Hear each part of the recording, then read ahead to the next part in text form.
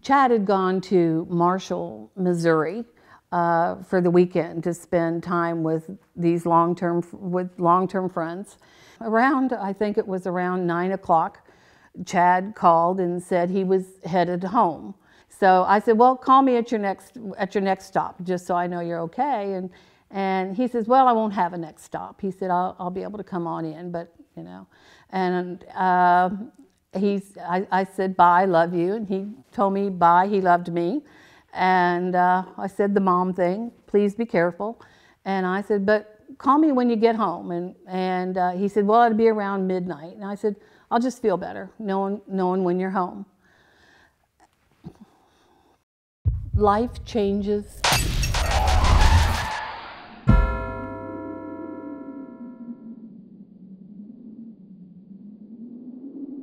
In an instant. Possible fatality. The motorcycle had been laid down. There was blood on the roadway. I noted a male patient laying in the roadway, a motorcycle on its side with several people standing around. Most of them had a complete panicked look on their face. No one was doing CPR, no one was doing anything to help him. When I got to the patient's side, the first thing that I noted was the patient had significant head trauma and was not breathing. I checked, he did not have a pulse. I enlisted the help of a couple of the bystanders standing there to help me hold his C-spine, which is hold his neck in place. And then I initiated CPR with a bag valve mask and compressions. It was almost exactly midnight. My phone rang. I answered the phone. You're home, safe and sound, huh? And it was the chief of police of the city of Hollister. He said, you need to go to the hospital. Chad's been in an accident. And I said, is he hurt? And the chief of police said, you need to go to the hospital.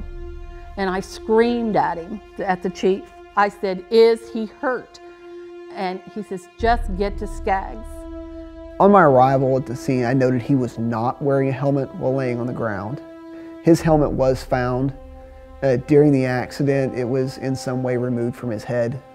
I was told it was by force of the accident and someone did not take it off.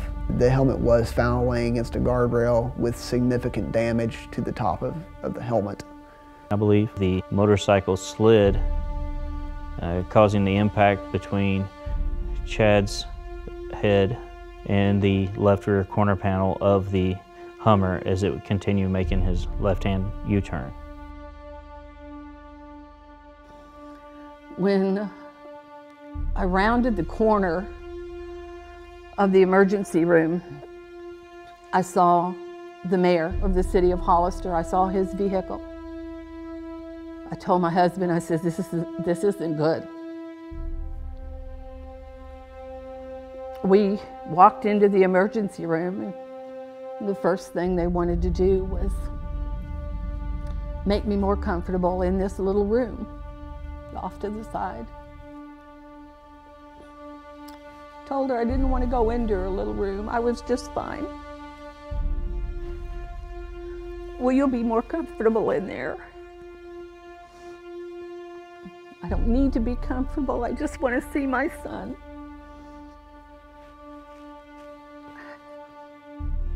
I ended up in the little room.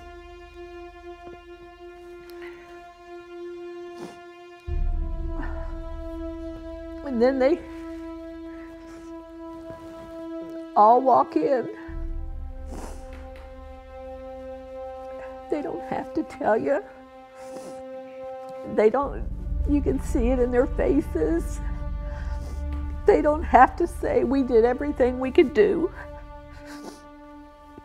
But that's what they said. And I said, tell me what that means. We just did everything we could do. And I asked them, I said, my son is dead.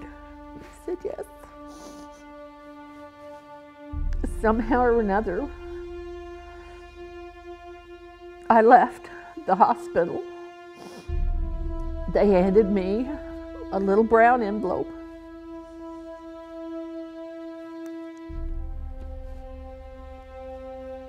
It had his wallet, his keys, and his cell phone. That's all I left the hospital with that night. Oh, his boots. I got his boots. And he said, "We're sorry for your loss." And you just sit there and you go, what do you do now?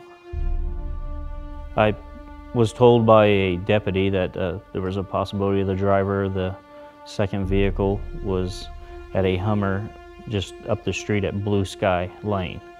I made contact with the subject and asked him if he was the driver involved in the crash, and he said he was, and I identified him by his driver's license.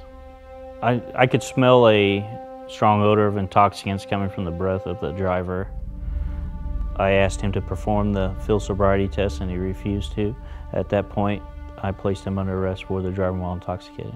Later at the jail, there was 2 shot glasses recovered out of his pocket that had a odor of intoxicants on them. But further investigation led to finding out that they had been at a couple different bars in the area throughout the night. My life is never the same. The hole is deep. The hole is black. You can smile. You can laugh. You can go to your friends. But it's never gone. Never. Some days you just,